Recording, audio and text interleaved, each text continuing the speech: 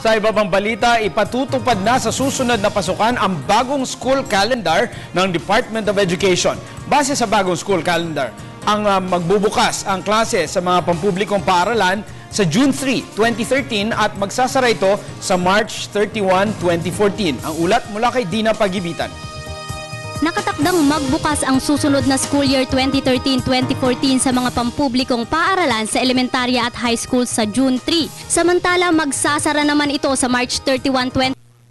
Ito ay ayon sa Department of Education Calendar Order 10 na nilagdaan noong February 20, 2013.